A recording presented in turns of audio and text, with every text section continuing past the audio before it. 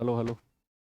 Hello बच्चों, नमस्कार, good morning. कैसे हैं सभी लोग? उम्मीद करता हूँ बहुत अच्छे होंगे, बेहतर होंगे। तो आज हम लोग बच्चे सिंपल इंटरेस्ट की अपनी लास्ट क्लास करने वाले हैं और इसमें जो भी कुछ बचा हुआ टाइप है उसे हम कंप्लीट करते हैं। उम्मीद करता हूँ आप लोगों ने पीछे की सारी क्लासेस पढ़ी होंगी और उनका रिवीजन किया होगा।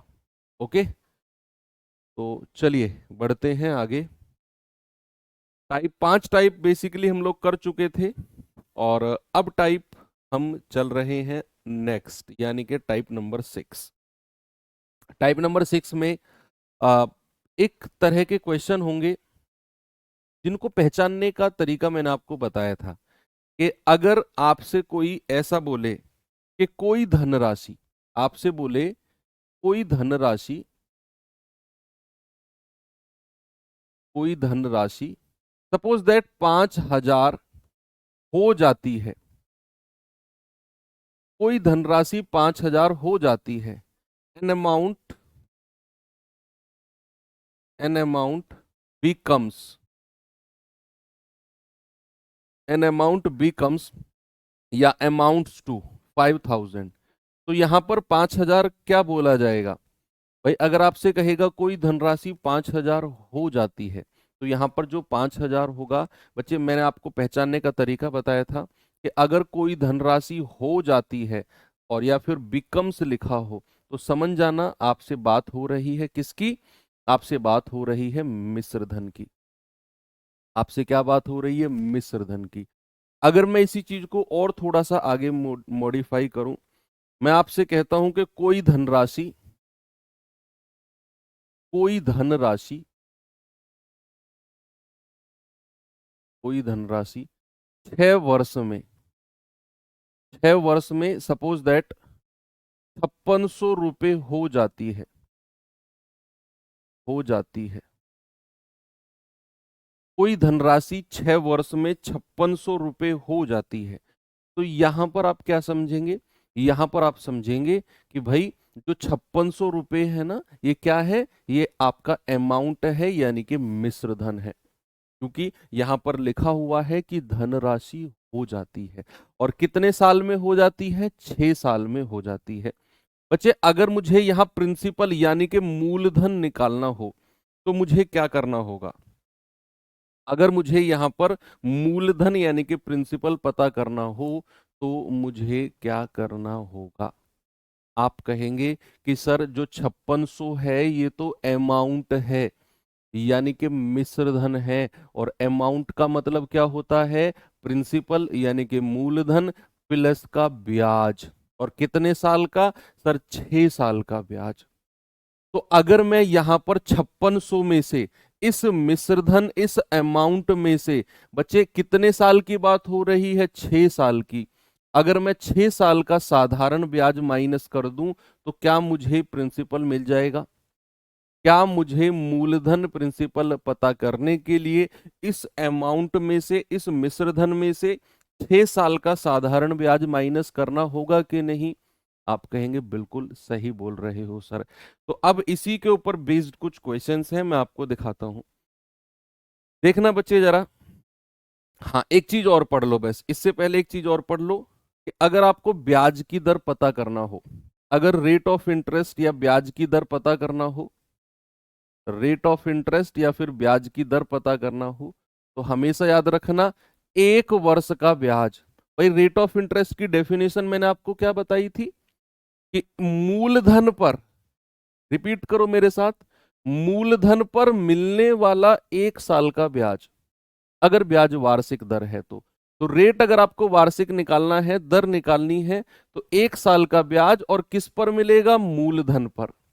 किस पर मिलेगा? मूलधन यानी कि प्रिंसिपल पर, और मल्टीप्लाई बाई 100। आपको 1 साल का interest, 1 year interest, 1 year interest upon principal multiply by 100, तो आपको क्या मिल जाएगा? आपको मिल जाएगा ब्याज की दर। अब हम चलते हैं अपने सवाल की तरफ। सवाल क्या है हमारा, जरा देखेंगे गौर से।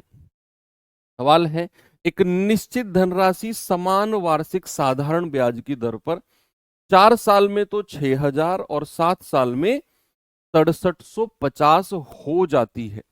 क्या हुआ? हो जाती है। भाई कोई धनराशि है समान वार्षिक साधारण ब्याज की दर पे, वो धनराशि जो है वो 4 साल में तो 6,000 और 7 साल में 6750 हो जा रही है। इट मीन्स ये जो 4,000 आप जो है 6,000 आपको दिया हुआ है बच्चे, ये 4 साल का अमाउंट है, मिश्र धन है। और जो ये 6750 दिया हुआ है ये 7 साल का अमाउंट है, 7 साल का मिश्र धन है। अब जरा एक बड़ी प्यारी सी बात बताना मुझे, क्या मूलधन कभी चेंज होता है? क्या प्रिंसिपल कभी चेंज होता है कि नहीं?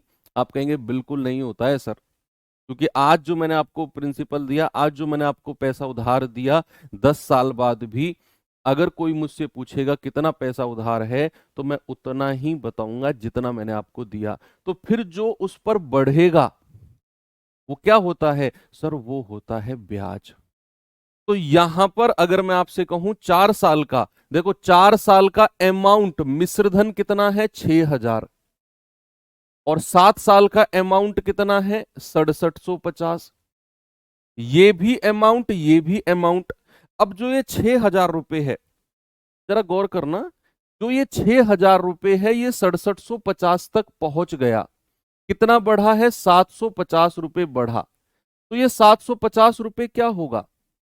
जो ये 6,000 रुपए मिश्रधन जो था, ये मिश्रधन 6750 हो गया।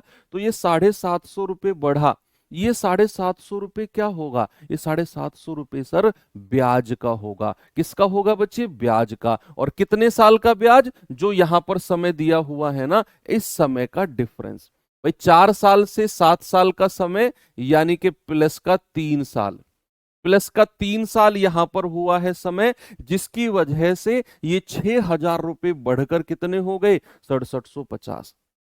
यानी कि मैं कह सकता हूं कि जो ये 3 साल है, इन 3 साल का साधारण ब्याज ये 750 रुपए का। जो इधर समय का डिफरेंस है, इधर मिश्रधन का डिफरेंस है 750, तो मैं कहूंगा इन 3 साल का सिंपल इंटरेस्ट ही 750 रुपए होगा। कितना होगा? 750 रुपए, 3 साल का साधारण ब्याज।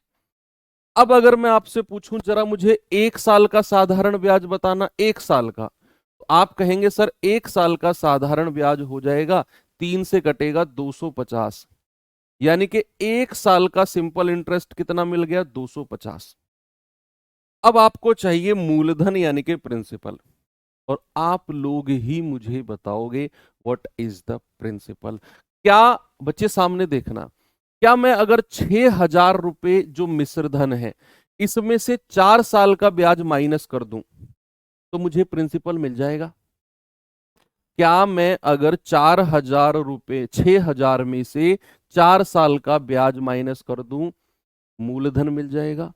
क्या मैं अगर 6750 में से 7 साल का ब्याज माइनस कर दूं तो भी मुझे मूलधन मिल जाएगा? कहीं से भी निकाल दो, मैं ऊपर से निकाल रहा हूं। तो 4 साल का साधारण ब्याज बताना जरा कितना होगा? आप कहेंगे 250 गुणा 4, यानी कि 1,000 रुपया। तो 4 साल का ब्याज कितना आ गया? 1,000 रुपया। तो मूलधन कितना हो जाएगा? आप 6,000 में से 4 साल का ब्याज यानी कि 1,000 रुपये माइनस कर दो, आपको मिल जाएगा 5,000। और यही आपसे पूछा था, आपका जवाब ऑप्शन नंबर डी। बच्चे यहीं पर अगर मैं आपसे पूछने लगूं ब्याज की दर बता दो क्या होगी, ये मैं अलग से आपसे पूछ रहा हूं, क्या मुझे बता सकते हो what is the rate of interest? ब्याज की दर क्या होगी? तो आप कहेंगे सर ब्याज की दर का अभी अभी आपने लिखवाया 1 साल का ब्याज बटे मूलधन गुणा 100। मेरे भाई 1 साल का ब्याज कितना है? 250 रुपए। और प्रिंसिपल कितना निकाला हमने? प्रिंसिपल निकाला 5,000, मल्टीप्लाई बाई 100। 3 जीरो से 3 जीरो गया, 5 पूरे 25, यानी कि रेट ऑफ इंटरेस्ट कितना आ गया? 5%। कितना आ गया रेट ऑफ इंटरेस्ट? 5%। यही आपको निकालना था, मतलब निकालना नहीं था, मैंने निकलवाना था आपसे। ये सवाल बताएंगे जरा, साधारण ब्याज की निश्चित दर पर कोई धनराशि 2 साल में 900 और 4 साल में 1,080 हो जाती है। बताओ वार्षिक ब्याज की दर क्या होगी। इस सवाल में पूछ लिया। जल्दी से मुझे जवाब बताएंगे बच्चे, इसका क्या होगा।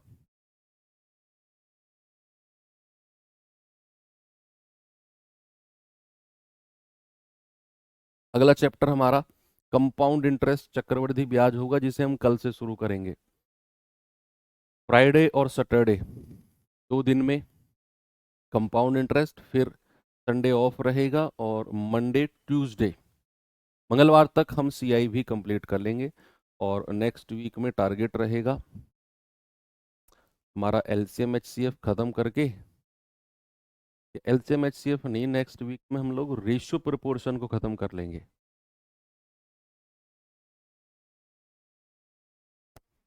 साधारण ब्याज पर एक निश्चित धनराशि 2 साल में 900 और 4 साल में 1080 हो जाती है। भैया 2 साल में 900, तो 2 साल का अमाउंट कितना हो गया, 2 साल का अमाउंट हो गया 900, 4 साल का अमाउंट कितना हो गया 1080। तो यहां पर अमाउंट का डिफरेंस कितना है 180, और यहां पर समय का डिफरेंस कितना है, समय का डिफरेंस है 2 साल। तो ये 2 साल का साधारण ब्याज ही 180 होगा। 2 साल का साधारण ब्याज कितना बचे 180। 1 साल का साधारण ब्याज कितना हो जाएगा 180/2, दैट इज 90 रुपए। 1 साल का साधारण ब्याज कितना 90 रुपए। और मुझे क्या चाहिए, मुझे चाहिए मूलधन यानी कि प्रिंसिपल। तो मैं 900 रुपए में से 2 साल का ब्याज माइनस करूंगा। 900 क्या है मेरा अमाउंट है, मिश्र धन है। तो अगर मैं इस 900 में से 2 साल का ब्याज हटा दूं तो क्या मुझे प्रिंसिपल मिल जाएगा, बिल्कुल मिलेगा। और 2 साल का ब्याज तो मुझे दे रखा है 180, तो भैया सीधा प्रिंसिपल निकाले हम, 900 माइनस 180, ये आ जाएगा 720। प्रिंसिपल कितना आ गया 720 रुपए।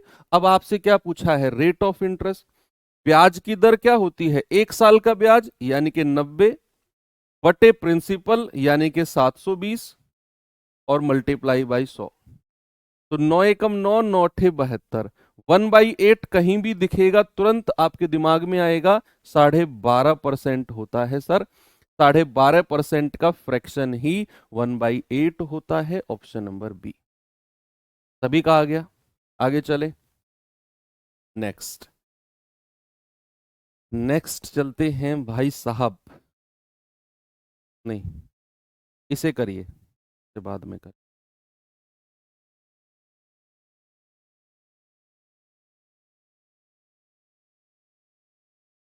सवाल है, एक निश्चित धनराशि साधारण ब्याज पर एक निश्चित वार्षिक दर से 3.5 साल में तो 8192 और 6 साल में 9472 हो जाती है। वार्षिक ब्याज की दर और धनराशि दोनों बताना है, क्या होगा। सेम क्वेश्चन है, थोड़ी सी डिजिट मैंने लेवल बढ़ाया है डिजिट का।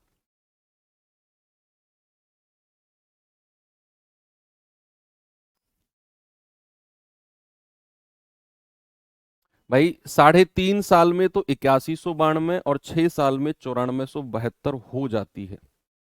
कहीं भी अगर लिखा हो जाती है तो समझ जाना वो अमाउंट की बात कर रहा है, मिश्र धन की।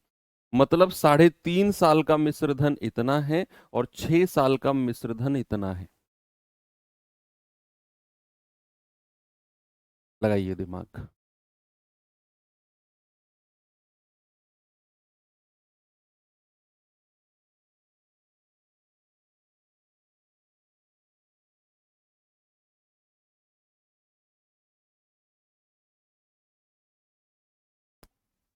करें भाई, 3.5 साल, 3 सही 1/2 का मतलब है 3.5 साल।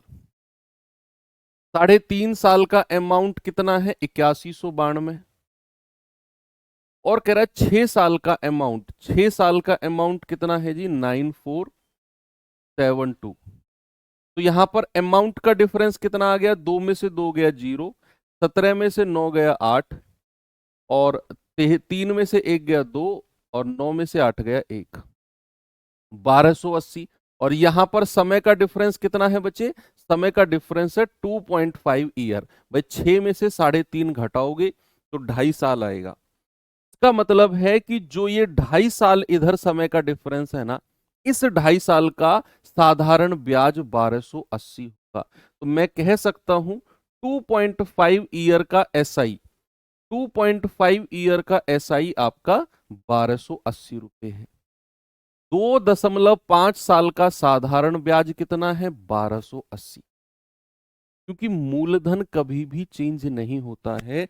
अगर ये पैसा 8192 से 9472 हुआ, ये मिश्रधन अगर इतने से इतना हुआ यानी कि 1280 प्लस हुआ, तो ये 1280 मूलधन नहीं बढ़ा होगा, ये ब्याज ही बढ़ा होगा। और कितने साल का? 3.5 से 6 साल, यानी कि 2.5 साल का जो डिफरेंस आ रहा है, इन 2.5 साल में इतना रुपया ब्याज मिला होगा हमें। इसीलिए दैट्स वाई मैं इसको बराबर कर रहा हूं। तो यहां से 1 साल का ब्याज बताना बच्चे जरा मुझे। 1 साल का आप कहेंगे 1280 बटे 2.5, 2.5। पॉइंट हटाऊंगा मैं, ऊपर एक जीरो आ जाएगी। 25 पंजे 125, 3 25 एकम 25, 25 दूनी 50। 1 साल का ब्याज कितना आ गया? 512। अब अगर मुझे प्रिंसिपल यानी कि मूलधन चाहिए, तो मैं 8192 में से या तो 3.5 साल का ब्याज हटा दूं, वो निकालना थोड़ा टिपिकल है, या फिर मैं 9472 में से 6 साल का ब्याज हटा दूं। तो 6 साल का ब्याज निकालना आसान है, इसकी सीधी 6 में गुणा करेंगे। तो 6 साल का साधारण ब्याज कितना हो जाएगा?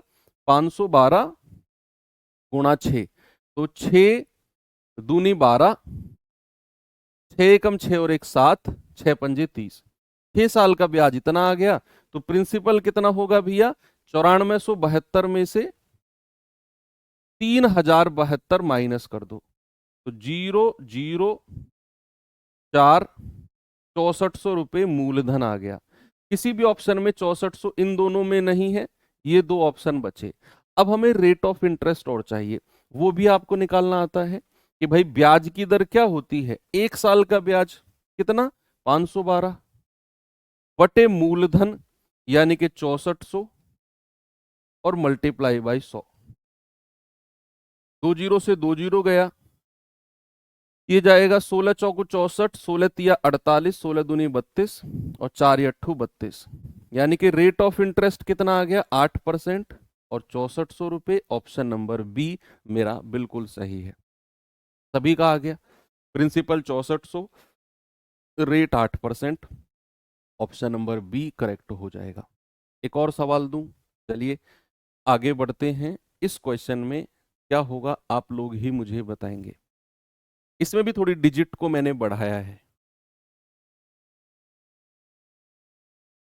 बताइए बच्चे जरा इसका जवाब।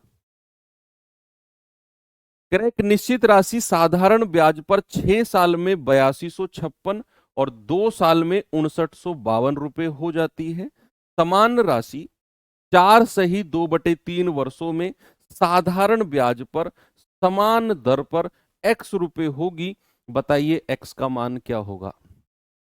पहले आपको मूलधन और ब्याज निकालना है। मूलधन और ब्याज की दर अगर आ गई तो कह रहा है कि भैया इतने साल का कितना रुपया ब्याज होगा। मूलधन और ब्याज की दर निकाल के ब्याज की दर रेट ऑफ इंटरेस्ट को समय से गुणा कर दो, जो भी परसेंट आएगा मूलधन का उतना परसेंट निकाल देना, एक्स की वैल्यू होगी, बेसिक क्वेश्चन बन जाएगा। बोलिए।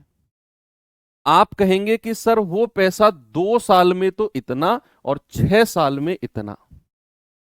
भाई 2 साल में कितना हो रहा है? 2 साल में हो रहा है 5952 और 6 साल में कितना हो रहा है? 6 साल का उसने ऊपर की लाइन में लिखा हुआ है 8256। तो ये वाला मिश्रधन जो है 5952, ये बढ़ के 8256 पहुंच गया। यानी कि जो ये बढ़ा होगा ये ब्याज बढ़ा होगा। क्या बढ़ा होगा बच्चे? ब्याज। तो 6 में से 2 गया 4, 5 में से 5 गया 0, 12 में से 9 गया 3 और 7 में से 5 गया 2। मेरे भाई जो ये 2304 रुपए बढ़ा है ना यहां से यहां, ये कितने साल का ब्याज होगा? ये 4 साल का ब्याज होगा। 2 साल से 6 साल तक जाने के लिए 4 साल प्लस करना पड़ा, तो ये 4 साल का ब्याज होगा। 4 साल का ब्याज होगा कितना? 2304। तो क्या मैं कह सकता हूं कि 4 साल का साधारण ब्याज कितना है? 2304। तो 1 साल का साधारण ब्याज कितना हो गया? आप कहेंगे 2304 बटे 4। तो 4 पंजे 20, 3 4 सत्ते 28, 4 छिंग 24। अब आपको क्या चाहिए? आपको मूलधन चाहिए, सबसे पहले प्रिंसिपल चाहिए। तो अगर मैं इतने में से 2 साल का ब्याज माइनस कर रहा हूं, तो 2 साल का साधारण ब्याज कितना होगा? 576 मल्टीप्लाई बाई 2। तो 2 छिक्के 12, 2 सत्ते 14 और 1 15, 2 पंजे 10 और 1 11।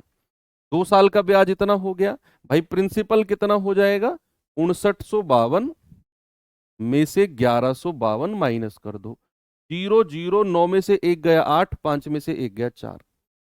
मूलधन आ गया 4800। अब आपको क्या चाहिए? अब आपको चाहिए रेट ऑफ इंटरेस्ट, ब्याज की दर। बच्चे अगर मैं ब्याज की दर आपसे पूछने जाऊंगा तो आप क्या कहेंगे? सर 1 साल का ब्याज कितना है? 576। 1 साल का ब्याज 576 बटे मूलधन यानी कि 4800 और मल्टीप्लाई बाई 100। 2 जीरो से 2 जीरो गया, 48 एकम 48, 48 दूनी 96, यानी कि रेट ऑफ इंटरेस्ट आ गया 12%। आ गया कि नहीं? रेट ऑफ इंटरेस्ट कितना आ गया? 12%। मूलधन कितना है? 4800। अब जरा यहां से आगे सवाल को पढ़ना, यहां से सवाल को पढ़ो।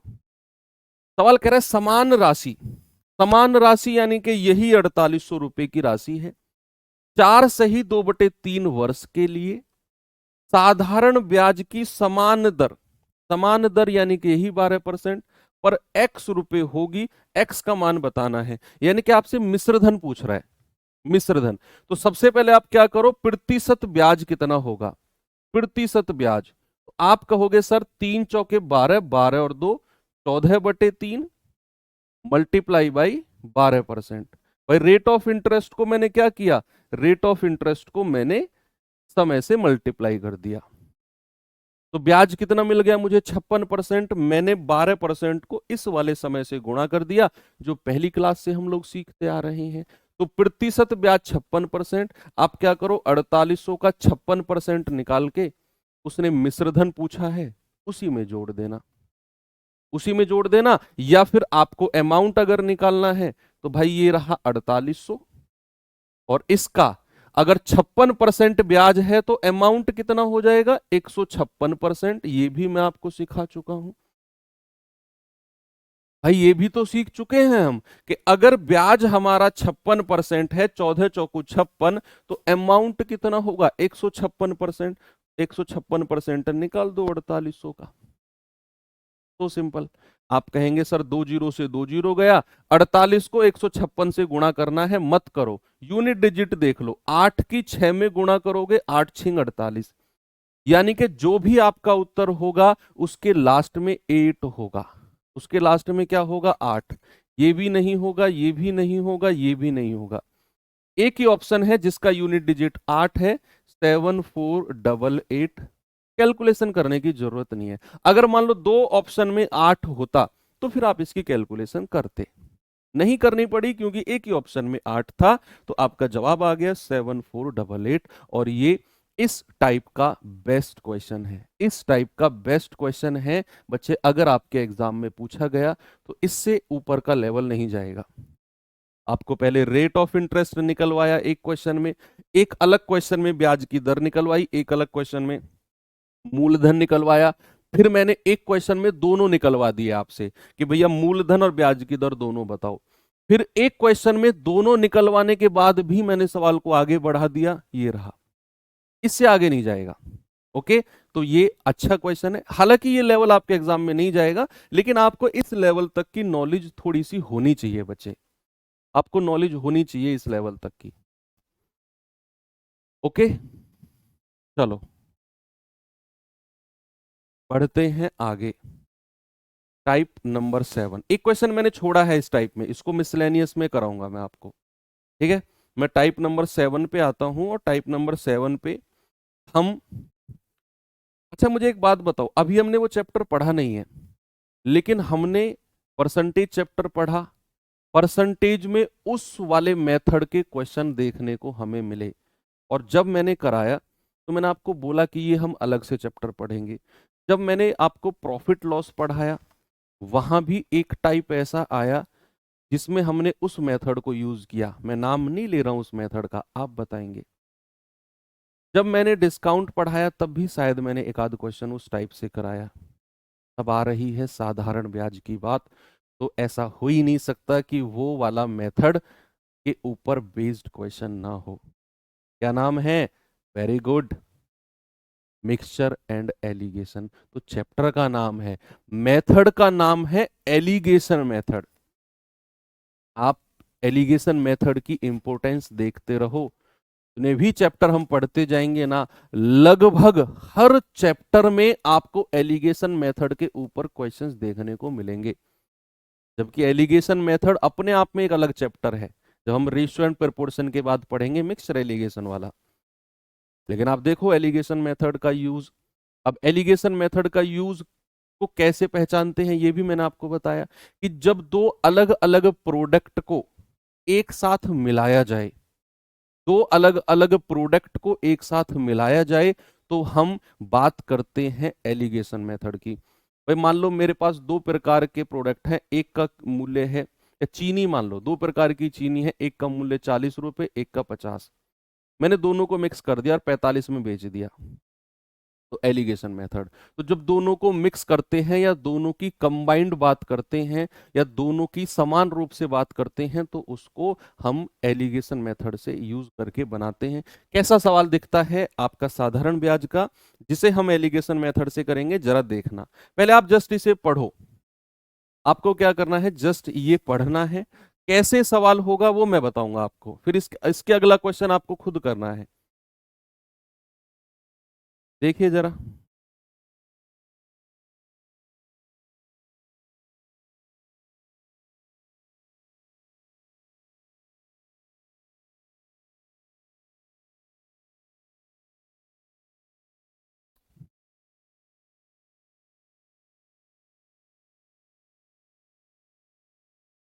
सवाल है, मुकुल 9300 रुपए की धनराशि साधारण ब्याज पर दो भागों में उधार देता है। दो भागों में, यानी कि सबसे पहले उसने क्या किया, 9300 को दो भागों में बांट दिया। टोटल 9300 रुपए हैं, दो भागों में बांट दिया। पहले भाग पर 5% ब्याज है और दूसरे वाले भाग पर 8% ब्याज है। आप ऐसे सोचो, मुकुल के पास 9300 रुपए थे, उसने ये ब्याज पर देना है 9300 रुपए। दो लोग मुकुल के पास आए, 9300 का कुछ हिस्सा पहले वाले को दे दिया और 9300 का कुछ हिस्सा दूसरे वाले को दे दिया। पहला हिस्सा 5% ब्याज पर दिया है, दूसरा हिस्सा 8% ब्याज पर दिया है। रेट, दर। अब हमें नहीं पता कितना कितना हिस्सा दिया है। सवाल कह रहा है 4 साल के बाद 2400 रुपए का ब्याज वसूलता है। 4 साल बाद, यानी कि दोनों से मिलाकर, दोनों से मिलाकर 2400 रुपए ब्याज मिला है उसे। नहीं पता पहले वाले को कितना पैसा दिया, नहीं पता दूसरे वाले को कितना पैसा दिया। अगर मैं आपसे कहूं दोनों को मिलाकर कितना पैसा दिया है, मान लो मैं हूं, मैंने तुम्हें और तुम्हारे दोस्त को पैसा दिया है कुछ कुछ। मेरे पास 10,000 रुपए थे, 10,000 का कुछ हिस्सा तुम्हें दे दिया, कुछ हिस्सा तुम्हारे दोस्त को दे दिया। अगर कोई आपसे पूछे कि तुम दोनों को मिलाकर कितना पैसा मिला है, आप तुरंत कहोगे 10,000 मिला है, क्योंकि 10,000 ही सर ने बांटे थे। 10,000 ही मिला है ना। तो यहां पर अलग अलग हिस्सा, एक 5% के रेट पर, एक 8% पर, लेकिन दोनों से मिलाकर 4 साल में 2400 रुपए ब्याज मिला। तो क्या मैं ओवरऑल ब्याज की दर बता सकता हूं? अलग अलग ब्याज की दर तो 5% और 8% है। मैं पूछना चाहता हूं ओवरऑल ब्याज की दर कितनी होगी। ओवरऑल, ओवरऑल यानी कि पूरे के पूरी धनराशि जो कि 9300 रुपए थी, उस पूरी की पूरी 9300 रुपए पर 4 साल में 2400 रुपए का ब्याज बना है टोटल मिला के। तो ओवरऑल ब्याज की दर कितनी है, इसका जवाब आप दोगे मुझे। उसके बाद मैं क्वेश्चन को आगे बढ़ाऊंगा। जल्दी से अपनी रफ कॉपी में पेन से करना शुरू कर दो।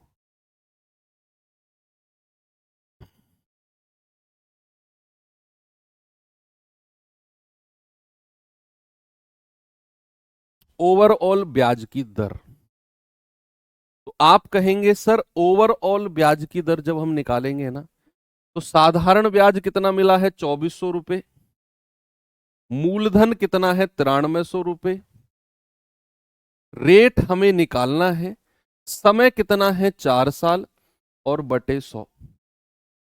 2 जीरो से 2 जीरो गया, 4 से जाएगा 600 बार, 3 से जाएगा 31 बार, और 3 से जाएगा 200 बार। 31 नीचे आ जाएगा। ओवरऑल ब्याज की दर कितनी आ गई बच्चे? 200/31%। ओवरऑल ब्याज की दर कितनी आ गई? 200/31%। ये आपको पता करना है सबसे पहले कि 9300 को दो अलग अलग हिस्सों में बांटा, पहला 5%, दूसरा 8%। इन दोनों से मिलाकर टोटल 4 साल में इतना ब्याज मिला। तो ये जो 2400 रुपये ब्याज मिला होगा, ये टोटल 9300 पर ही मिला होगा। ओवरऑल ब्याज की दर हमने निकाल दी 200/31। अब आपको एलिगेशन मेथड यहां पर यूज करना है, यानी कि जो दो हिस्सों में बांटा है, पहला हिस्सा 5% के ब्याज पर, दूसरा हिस्सा 8% के ब्याज पर, और जो ओवरऑल ब्याज की दर है ना, उसको बीच में रखना है।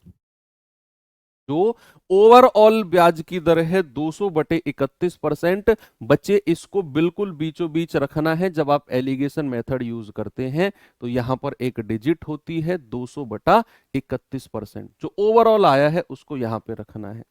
इसके बाद मैंने आपको थोड़ा सा कुछ समझाया था कि जब आप एलिगेशन मेथड यूज कर रहे हो और यहां पर आपको कोई संख्या मिल जाए नीचे और इसको आपने हटाना है, तो क्या करना है? ये संख्या क्या है? 31। 31 की गुणा तीनों में करते हैं, यहां भी, यहां भी, और यहां भी। तीनों में 31 की मल्टीप्लाई कर दो। क्या करो? तीनों में 31 की, तो फिर आपका ये वाला 31 यहां से हट जाएगा। 31 से 31 गया, ये आएगा 155, ये आएगा 8 एकम 8, 8 तिया 24, 248। अब बस बड़े में से छोटा घटा दो। 248 में से 200 गया 48, और 200 में से 155 गया 45। ठीक है, बड़े में से छोटा घटाना है। तो 3 से जाएगा 15 बार, और 3 से जाएगा 16 बार। ये जो रेशियो आया है, यही इनके मूलधन का रेशियो है 16-15, यानी कि ऑप्शन नंबर डी मेरा बिल्कुल सही है। बस इतना सा काम आपने करना है, इतना सा काम आपने करना है। ठीक है भाई, ओवरऑल ब्याज की दर निकालनी है। एक और क्वेश्चन है, ऐसा ही कुछ मिलता जुलता है, थोड़ा सा अलग भी हो सकता है। चलिए,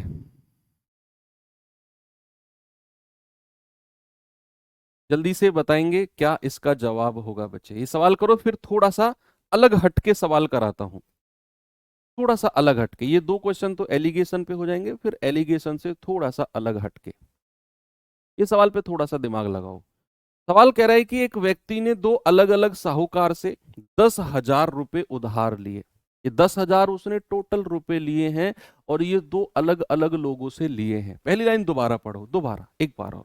एक व्यक्ति ने दो अलग अलग साहूकारों से 10,000 रुपया उधार लिया, दो अलग अलग लोगों से। अब नहीं पता पहले वाले से कितना लिया है, दूसरे वाले से कितना लिया है, लेकिन उसने ओवरऑल 10,000 रुपया उधार लिया।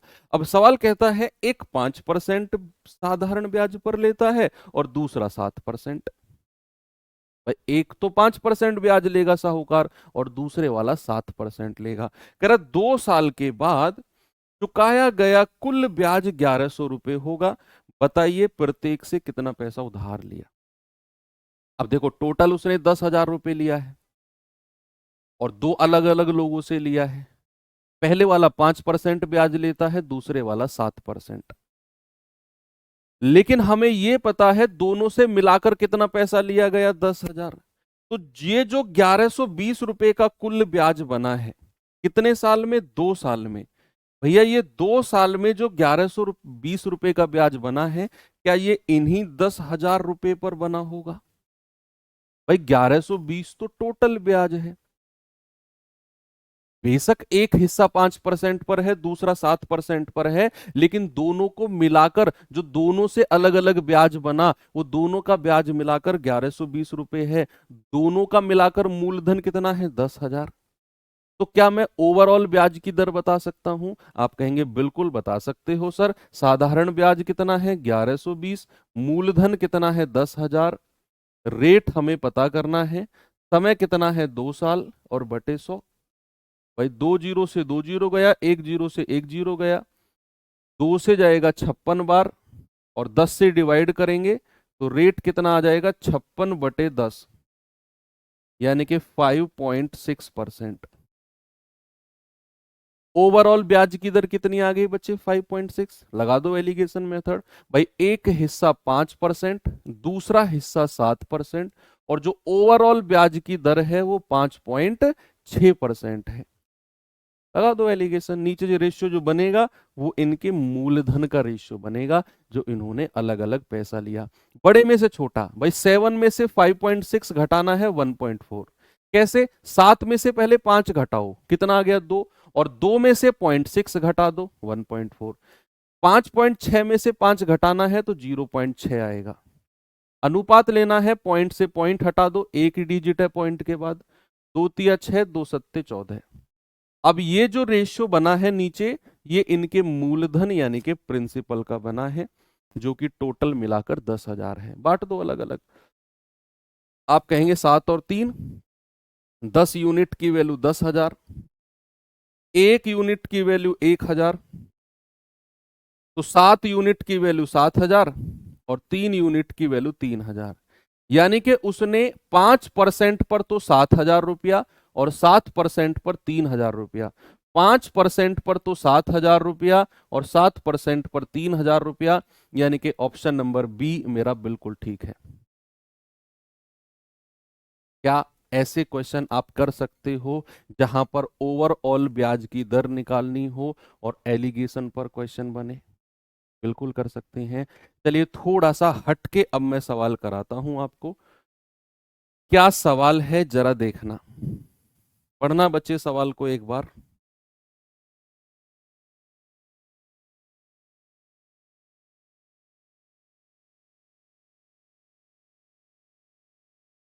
सवाल है 1,500 रुपए की धनराशि दो भागों में बांटकर पहले भाग को 6% वार्षिक ब्याज की दर पर 4 साल के लिए, दूसरे भाग को 5% वार्षिक ब्याज की दर पर 3 साल के लिए उधार दिया गया। कह रहा है दोनों राशियों से प्राप्त साधारण ब्याज का रेशियो 16:15 है। बताइए पहला वाला भाग कितना है? आप सवाल को दोबारा पढ़ोगे तो आपको समझ में आ जाएगा कि एक्चुअली में हमें करना क्या है। हमें करना क्या है? कह रहा है कि 1,500 रुपए को दो भागों में बांटना है। दो भागों में, अब नहीं पता कितने कितने भागों में बांटना, क्या किस किस रुपए में बांटना है, लेकिन ये पता है कि 1,500 रुपए को दो भागों में बांटना है। पहले वाला 6% पर 4 साल के लिए, दूसरा वाला 5% पर 3 साल के लिए। रेट भी अलग अलग है और इनका समय भी अलग अलग है, लेकिन उसने बोला है कि जो इन दोनों से साधारण ब्याज मिलेगा उसका रेशियो 16:15 है। बताइए पहले वाला भाग कितना होगा? अच्छा अब सवाल को मैं करना शुरू करता हूं। मेरे पास टोटल कितना पैसा है? 1,500। मैंने इसने दो भागों में बांटना है। मैं मान लेता हूं ए और बी। भाई 1,500 को अगर मैं ए और बी में बांटू, जरा सामने देखना, क्या अगर मैं 1,500 को ए और बी में बांटता हूं तो क्या ए और बी टोटल मिला के 1,500 के बराबर होगा? भाई ए और बी का टोटल हिस्सा मिलाकर 1,500 के बराबर होगा कि नहीं? आप कहेंगे बिल्कुल होगा। अब जो पहला हिस्सा है उसे तो 6% के ब्याज की दर पर 4 साल के लिए, और दूसरा वाला जो हिस्सा है उसे 5% के रेट पर 3 साल के लिए दिया गया है, और कह रहा है उनके साधारण ब्याज का रेशियो 16:15 है, उनके सिंपल इंटरेस्ट का रेशियो। अब जो पहला हिस्सा है, क्या आपको फर्स्ट क्लास में सिखाया गया था कि ब्याज की दर को समय से गुणा कर दो तो प्रतिशत ब्याज मिल जाएगा? तो अगर मैं पहले वाले हिस्से का प्रतिशत रेट को 4 साल से मल्टीप्लाई कर दूं तो क्या मुझे पता चलेगा 24% ब्याज है? भाई 6 चौक 24%। यस और नो? और इसको ए से गुणा कर दो, क्योंकि 24% जो ब्याज मिलेगा ये इस वाले मूलधन का मिलेगा, 1500 का नहीं, इस वाले मूलधन का। और यहां पर अगर मैं ब्याज पूछूंगा तो आप कहेंगे 5 या 15% ब्याज है सर, और ये किस वाले मूलधन का, इस वाले मूलधन का, बी का। ब्याज आपने निकाल दिया। अब सवाल कहता है जो ब्याज है साधारण, उसका रेशियो 16-15 है। तो क्या मैं अगर इन दोनों का रेशियो लेता हूं, यानी कि 24% ऑफ ए बटे 15% ऑफ बी, जो रेशियो मिलेगा, क्या बच्चे वो 16/15 के बराबर मिलेगा कि नहीं? क्या वो मुझे 16:15 के बराबर मिलेगा कि नहीं? आप कहेंगे सर बिल्कुल मिलेगा। यहां पर ए और बी का रेशियो बता दो जल्दी से, क्या होगा? परसेंट से परसेंट गया, 15 से 15 गया, ये 24 नीचे आ जाएगा, क्रॉस मल्टीप्लाई होके 24 नीचे आ जाएगा। तो यहां से मैं कहूंगा ए बटा बी कितना हो गया? ये हो गया 16/24। 8 दूनी 16, 8 तिया 24। अब जो यहां पर आपको 2 और 3 का रेशियो मिला है, भैया 1500 को इस रेशियो में बांट दो। क्योंकि मैंने शुरू में बोला कि भैया ए और बी टोटल मिलाकर 1500 के बराबर होगा। तो आपने जैसे ही ए और बी का रेशियो 2:3 निकाला, आप इस 2:3 के रेशियो में 1500 को बांट दो, सवाल चुटकी में हो गया। सवाल हो गया। तो आप कहेंगे कि सर 3 और 2, 5 यूनिट की वैल्यू किसके बराबर है? 1500 के बराबर। 1 यूनिट की वैल्यू किसके बराबर होगी? 5 तिया 15, यानी कि 300 के बराबर। आपसे उसने क्या पूछा है? आपसे बोला है पहला वाला हिस्सा, पहला वाला यानी कि ए की वैल्यू। ए की वैल्यू 2 यूनिट है, 2 गुणा 300। आपका जवाब क्या हो जाएगा बच्चा? आपका जवाब हो जाएगा 600 रुपए, यानी कि ऑप्शन नंबर सी बिल्कुल करेक्ट है। ऐसे ही आपने करना है। लेकिन जब आप एग्जाम में, मॉक टेस्ट में कर रहे हो, तो इस तरह से सजा के नहीं करना आपने। ये तो जस्ट आपके नोट्स के लिए कराई जाती है ये चीजें। आप तो अपने क्वेश्चन को यहां से शुरू करोगे, यहां से आप कहोगे सीधा 6 चौक 24% ऑफ ए बराबर 5 दिया 15% ऑफ बी। ये नहीं करना आपने। ये तो जस्ट आप जब रिवाइज करें तो चीजें दिमाग में सेट हो जाएं, उस हिसाब से कराई जाती है। एक और सवाल दूं ऐसा ही? चलिए एक और क्वेश्चन देता हूं, जरा इस सवाल को देखना और बताना मुझे क्या जवाब होगा। बताएंगे बच्चे जरा? कह रहा 13,500 रुपए की राशि को दो भागों में बांटकर पहले भाग को 6% 5 साल के लिए, दूसरे भाग को 8% 3 साल के लिए उधार दिया गया। यदि इन दोनों राशियों पर साधारण ब्याज समान हो। देखो पिछले वाले क्वेश्चन में हमें साधारण ब्याज का रेशियो दिया गया था 16-15, यहां पर बोला है साधारण ब्याज समान है। सवाल वही है, सवाल वही है कि भाई 13,500 को दो हिस्सों में बांटना है। 13,500 को ए और बी में बांटना है। पहले वाला 6% 5 साल के लिए, दूसरे वाला 8%, दूसरे वाला 8% 3 साल के लिए। तो जरा मुझे बताना यहां से ब्याज कितना मिलेगा? 6 पंजे 30%, मल्टीप्लाई कर दिया, और मूलधन कितना है? ए। 8 तिया 24%, और मूलधन कितना है? बी। और ये साधारण ब्याज, ये साधारण ब्याज, उसने बोला साधारण ब्याज क्या है? समान है, इक्वल है। तो बराबर यहीं पे करके ए और बी का रेशियो बना दो जल्दी से। भाई आप कहोगे ये जाएगा 6 चौक 24, 6 पंजे 30। तो ए और बी का रेशियो कितना आ गया बच्चा? ए के सामने 4 और बी के सामने 5। बस हो गया सवाल। 5 और 4 के रेशियो में बांट दो इस 13,500 को। क्या सवाल है ये? अच्छा है, लेकिन आएगा एग्जाम में, अगर बना तो आप कर लेंगे। तो 5 और 4 9 यूनिट की वैल्यू 13,500, 1 यूनिट की वैल्यू 15 बार कटेगा 2 जीरो। तो आपसे क्या पूछा है? दोनों राशियों का अंतर। तो यहीं पे अंतर निकाल लो। अंतर कितना है? 1 यूनिट, और उसकी वैल्यू 1500। बिल्कुल सही है, ऑप्शन नंबर ए। अंतर ही तो पूछा, अंतर आपने निकाल दिया। ठीक है, आगे बढ़ू। चलिए थोड़ा सा और अब हटके सवाल करते हैं, एक और थोड़ा सा हटकर क्वेश्चन ये रहा।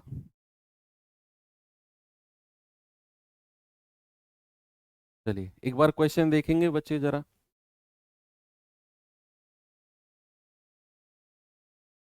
क्या है सवाल में?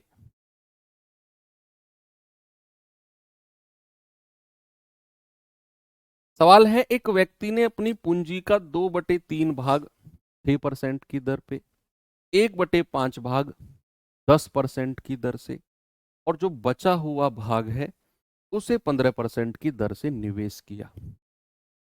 उसकी टोटल वार्षिक आय 600 रुपए है। देखो, जो टोटल वार्षिक आय का मतलब है टोटल ब्याज, वो टोटल वार्षिक इनकम 600 रुपए है। मतलब जो उसने अलग अलग जगह पर अपना पैसा निवेश किया है ना, उन टोटल निवेश से मिलने वाला जो ब्याज है वो टोटल 600 रुपए है।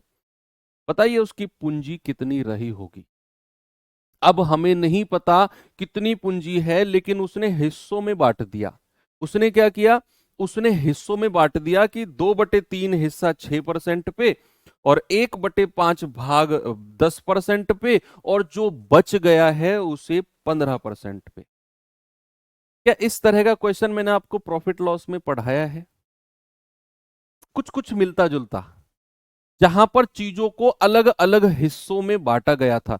डिस्काउंट में पढ़ाया है, सॉरी, डिस्काउंट की लास्ट क्लास में याद करो, जहां पर मैंने आपको यह भी बोला था कि जब किसी वस्तु को अलग अलग हिस्सों में बांटा जाए तो आपको सबसे पहले क्या करना होता है? उसका रेशियो बनाना होता है। याद करो, अगर आप रिवीजन कर रहे होंगे, नहीं कर रहे होंगे तो फिर पता नहीं ऐसे करोगे फिर आप। तो यहां पर 2/3 भाग है और 1/5 भाग है, और बचा हुआ शेष भाग है। तो क्या मैंने बोला कि इनका रेशियो बनाते हैं? तो आप क्या करो, 2/3 भाग यहां लिखो और 1/5 भाग यहां लिखो। और क्या करना है, जो डिनोमिनेटर है, जो इनके हर है, भाई इसका एलसीएम ले लो। 3 और 5 का एलसीएम कितना आता है? 15। यानी कि वो संख्या जो 3 के पहाड़े में भी आती हो और 5 के पहाड़े टेबल में भी आती हो। अब क्या करना है, अलग अलग हिस्सा बांट दो। 2/3 गुणा 15 अनुपात 1/5 गुणा 15, और अनुपात जो शेष बचेगा, तो कितना आ गया? 3 पंजे 15, 5 दूनी 10, 5 तिया 15, 3 एकम 3, और रिमेनिंग कितना बचेगा? टोटल 15 है, 15 में से 10 और 3 13 माइनस कर दो, तो कितना आ जाएगा? 2। सबसे पहला आपको यही काम करना है कि इनका जो अलग अलग हिस्सा आपको दिया होगा धनराशि का, उसका अनुपात या रेशियो बनाना है। क्या बनाना है बच्चा? रेशियो बनाना है। अब क्या करना है उसके बाद, जो इनकी ब्याज की दर है वो लिख लो। यहां लिख लो 6%, यहां लिख लो 10%, और यहां लिख लो 15%। जो बचा हुआ हिस्सा है उसको 15%। जो अलग अलग ब्याज की दर है उसको आपने लिख लिया। अब मल्टीप्लाई कर दो। अब ओवरऑल ब्याज हम निकाल रहे हैं, उसकी वार्षिक आय 600 रुपए है ना, तो ओवरऑल कितना मिला है उसे? 10 × 60%, 10 × 30%, और 15 दूनी 30%। और इसको जोड़ लो। क्या करो? इसको जोड़ लो। क्या करना है? इसको आपने जोड़ लेना है। अब कितना आएगा? 60 30 90, 90 और 30, 120%। 120% की वैल्यू कितनी है बच्चा? 600 रुपए। यहां से 100% की वैल्यू बता दो मुझे जल्दी से, कितनी होगी? जल्दी से मुझे 100% की वैल्यू बता दो कितनी होगी बच्चा। अब मैं फिर से रिपीट कर रहा हूं, सामने देखना, मैं फिर से रिपीट कर रहा हूं। मैंने आपसे बोला कि जो इनका अलग अलग हिस्सा है ना, 2/3 भाग, 1/5 भाग और शेष, मैंने इनका रेशियो बनाना है। तो रेशियो के लिए आपने 3 और 5 का एलसीएम लिया 15, इस हिस्से को 15 से गुणा कर दिया, 10 और 3 13, 15 में से 13 घटाया, शेष हिस्सा 2। यहां तक कोई समस्या नहीं किसी को। फिर मैंने क्या बोला कि जो इनका परसेंटेज रेट है उससे मल्टीप्लाई कर दिया, 6%, 10%, 15%। मल्टीप्लाई किया तो हमें मिला 60% ब्याज ओवरऑल इस वाले हिस्से से, 30% इस वाले हिस्से से ब्याज, और भैया 30% इस वाले हिस्से से। मैंने कुल ब्याज को जोड़ा, तो कुल ब्याज मुझे मिला 120%, जो कि उसकी वार्षिक आय 600 के बराबर होगा। तो यहां से 1% की वैल्यू किसके बराबर आएगी? 12 पंजे 60। और 100% की वैल्यू किसके बराबर आएगी? 500 के बराबर। लेकिन अभी आपको एक काम लास्ट में और करना है। आपसे उसकी पूंजी पूछी है ना टोटल, तो लास्ट में आपने जब आप पूंजी निकाल रहे होंगे, तो इस जो 100% की वैल्यू है 500, इसको आपने मल्टीप्लाई करना है जो टोटल हिस्सा आप मान के चले थे 15 से। तो कितना आ जाएगा? 15 5 7500 रुपये। ये आपका जवाब होगा ऑप्शन नंबर डी। बस यही काम आपने करना है कि आप सबसे पहले उसकी टोटल वैल्यू जो 100% की आएगी ना 500 रुपए, इसकी मल्टीप्लाई सबसे लास्ट में जाकर आप मल्टीप्लाई करोगे जो टोटल हिस्सा आप मान के चले थे 15 से, तो 15 5 7500 रुपए ही उसकी पूंजी हो जाएगी टोटल। और ये एक इंपॉर्टेंट क्वेश्चन है क्योंकि हम लास्ट कर रहे हैं चैप्टर का, तो भैया अच्छे सवाल पढ़ना हमारी जिम्मेदारी है। कितना होगा? 7500 रुपये। एक और सवाल देता हूं, सेम एज इट इज ऐसा ही, और आप अपना दिमाग लगाना, अपना दिमाग उसमें लगाकर मुझे जवाब बताना क्या होगा। चलिए ये क्वेश्चन है बच्चे, जरा लगाओ दिमाग इसमें।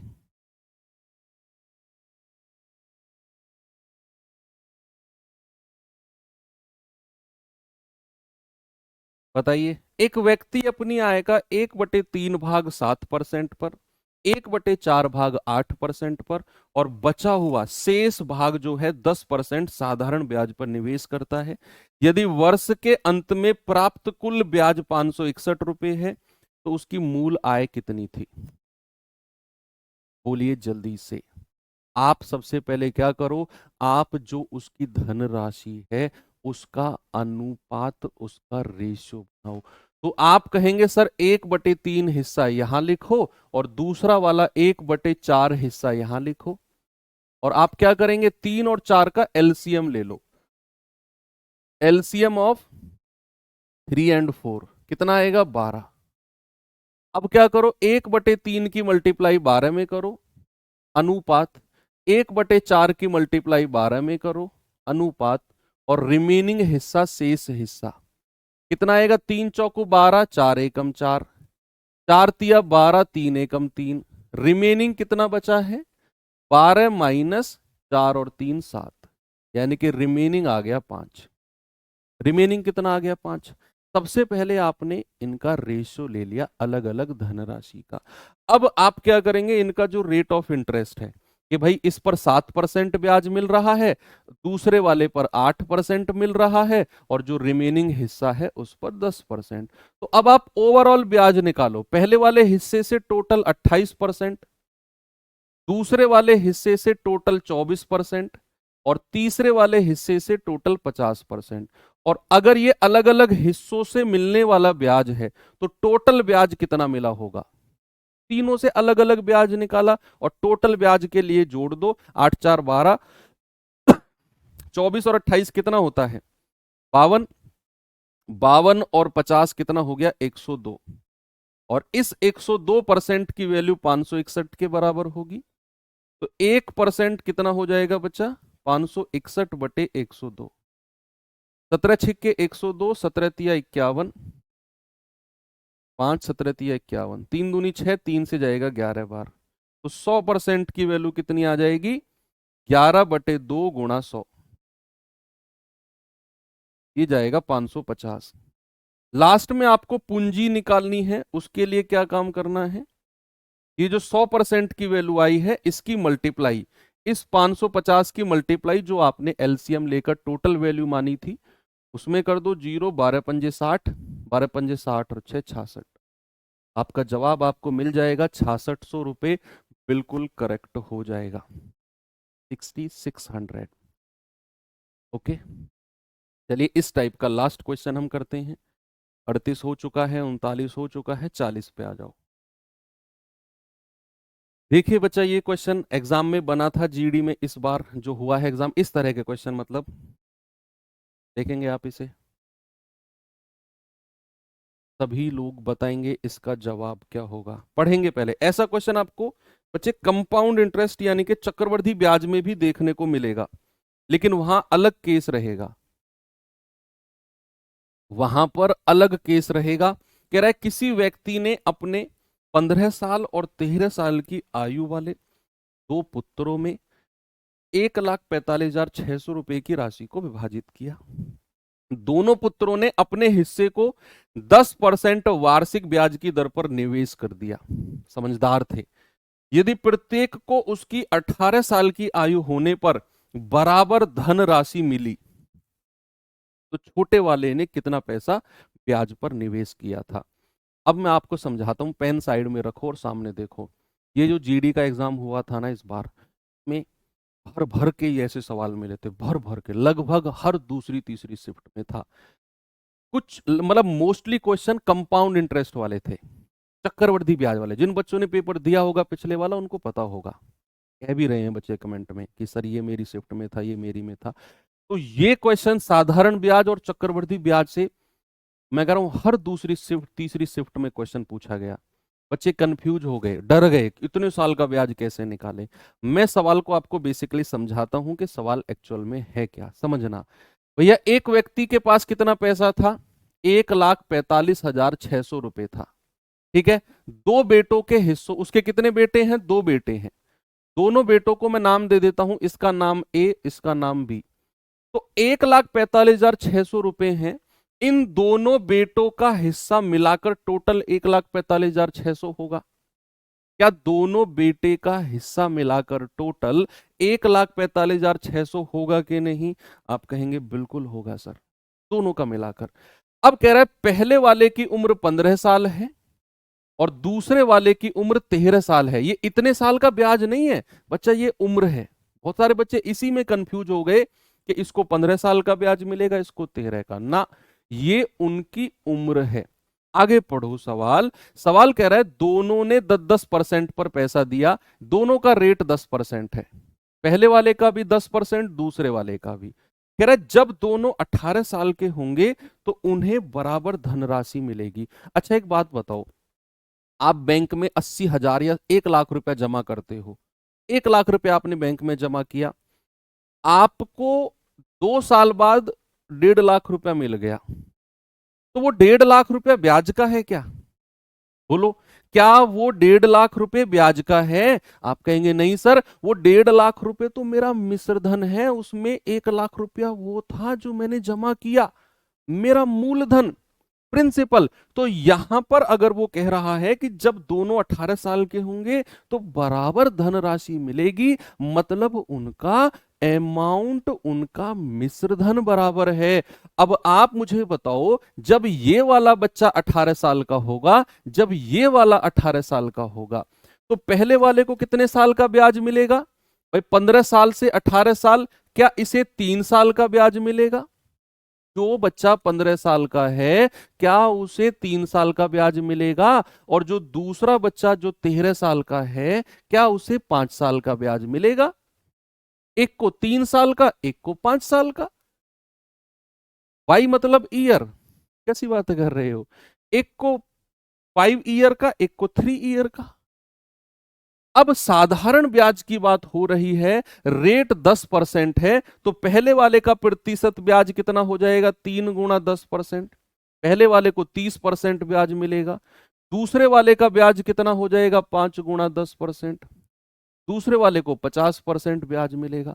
अब चूंकि उसने बोला कि धनराशि बराबर है, अमाउंट बराबर है, तो अगर इसको 30% ब्याज मिला तो इसका अमाउंट कितना होगा, मिश्रधन कितना होगा? आप कहेंगे 130% ऑफ ए। और इसका अमाउंट कितना होगा बच्चा?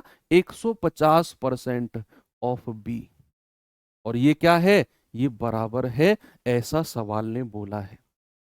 अमाउंट बराबर है, ए बी का रेशियो बना लो, हो गया सवाल। कुछ भी नहीं है सवाल में, परसेंट जीरो से परसेंट जीरो गया। ए और बी का रेशियो निकालना है, ए के सामने 15 और बी के सामने 13। बस, जो पैसा है ये, इसको 15-13 के रेशियो में बांट दो। क्या करो? 15-13 के रेशियो में इसे बांट दो। भाई पहले वाले बच्चे की उम्र 15 साल थी, दूसरे की 13 साल थी। कह रहा जब दोनों 18 साल के हो जाएंगे बराबर धनराशि मिश्रधन मिलेगा। तो जब ये 18 साल का होगा तो 3 साल का ब्याज मिलेगा, जब ये वाला 18 साल का होगा तो इसे 5 साल का ब्याज मिलेगा।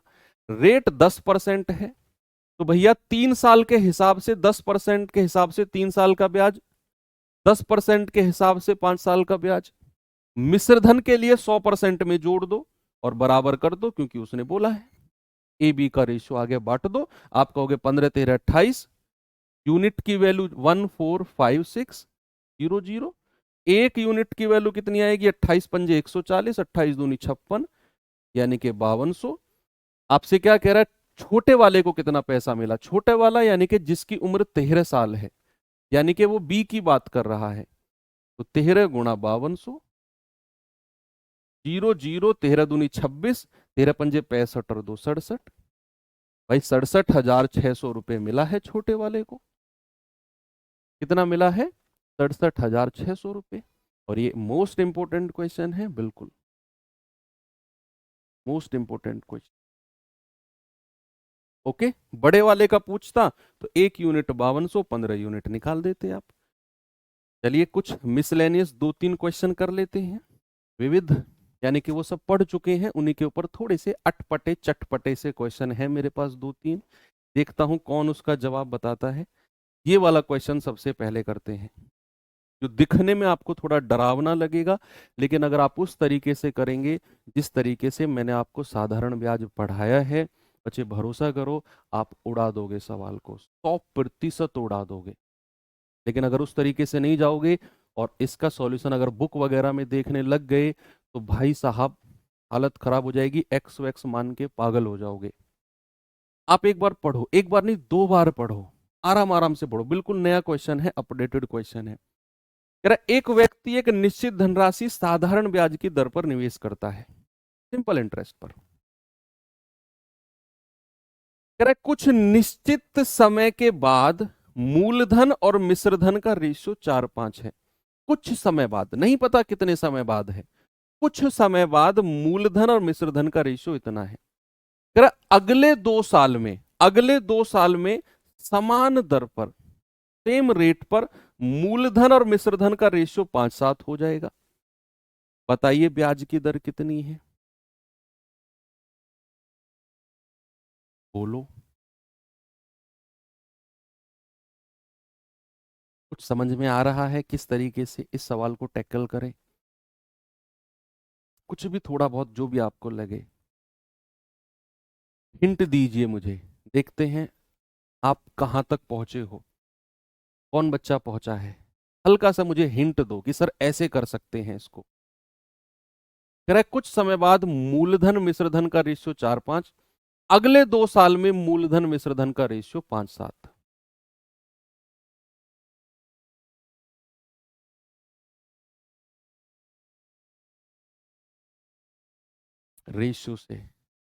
रेशियो से ना, बिल्कुल नहीं, अनुपात से बिल्कुल नहीं,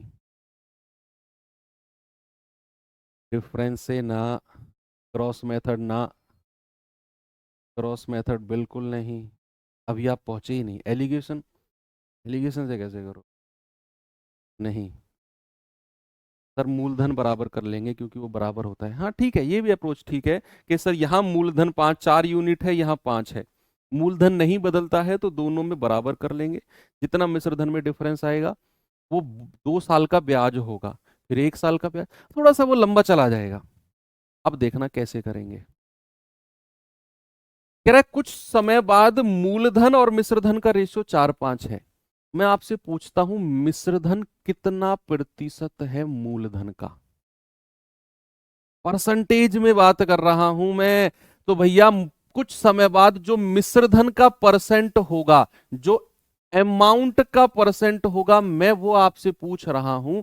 तो आप कहेंगे सर मिश्रधन है 5 यूनिट बटा मूलधन है 4 यूनिट, मल्टीप्लाई बाई 100। तो 4 से कटेगा 25 बार और 25 पंजे 125%।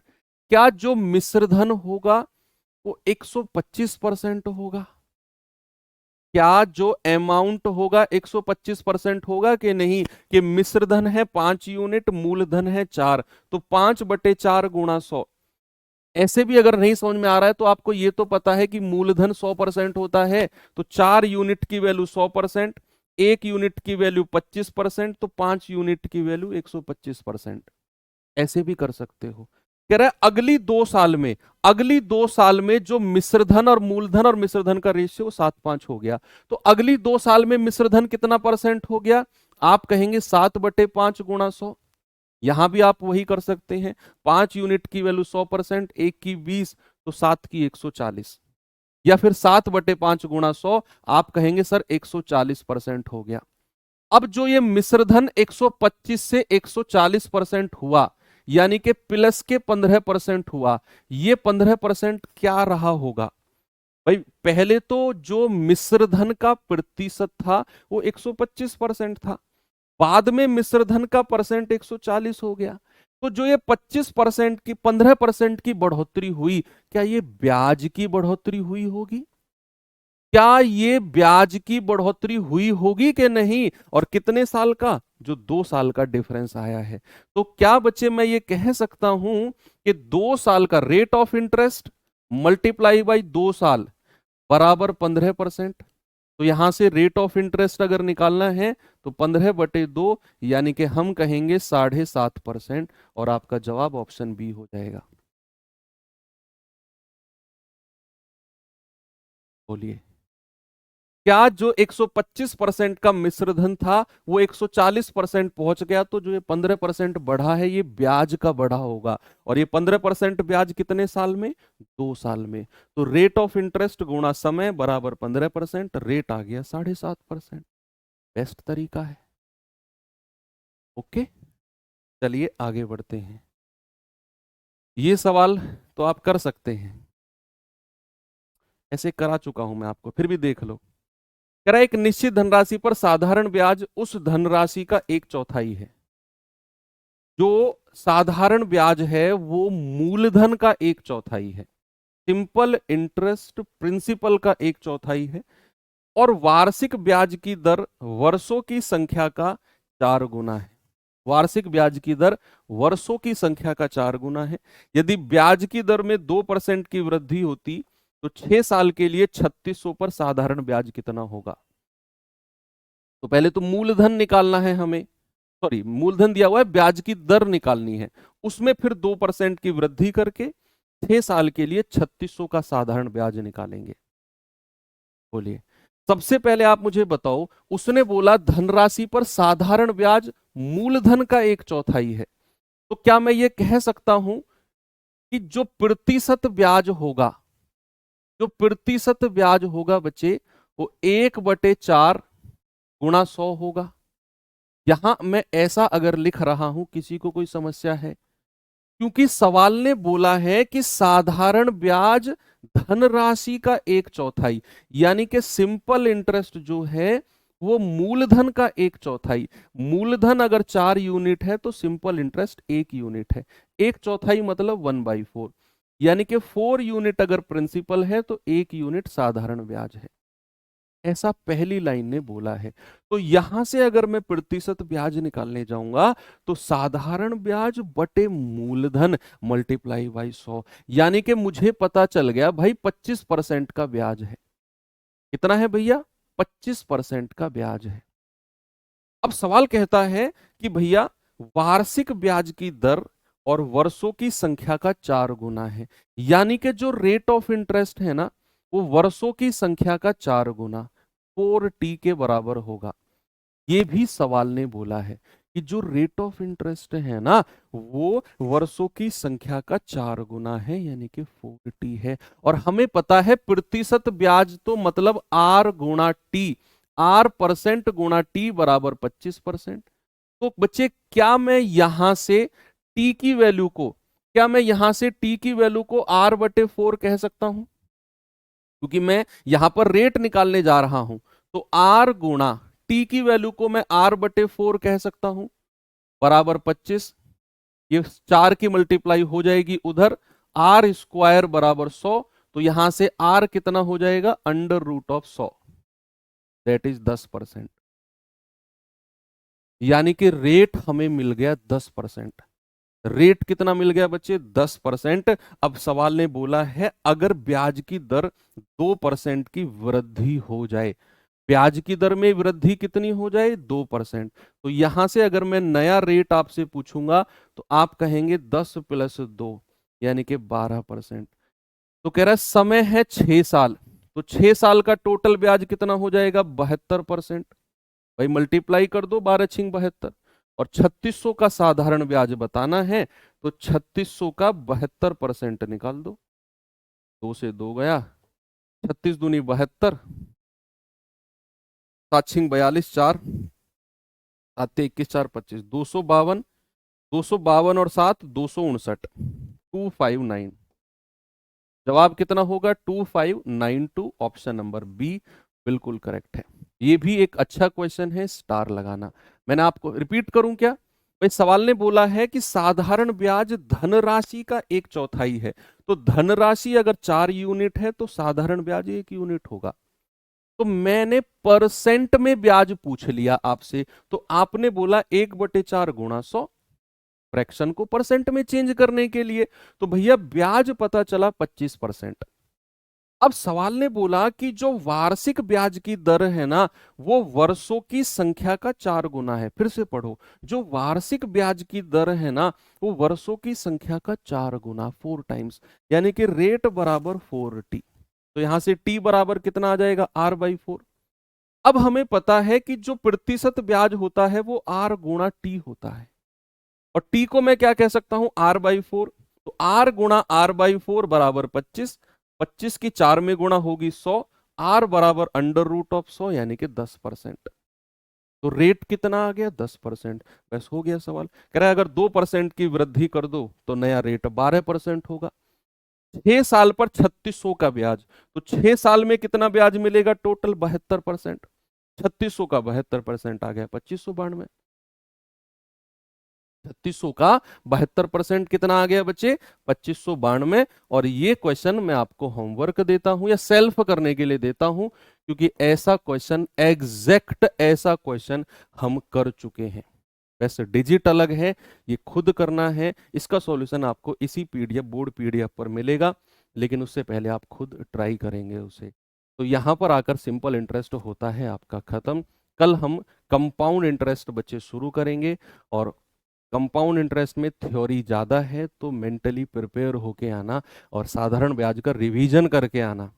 सिंपल इंटरेस्ट का रिवीजन करोगे, ये चैप्टर समझ में रहेगा, तभी आप कंपाउंड पढ़ पाओगे। ओके, तो बहुत अच्छा चैप्टर है, डीप है, उसमें कैलकुलेशंस भी हैं, थोड़ा सा डीप चैप्टर है, समझने वाला चैप्टर ज़्यादा है, रटने वाला नहीं है। पूरी एक क्लास मुझे थ्योरी समझाने में लगेगी आपको।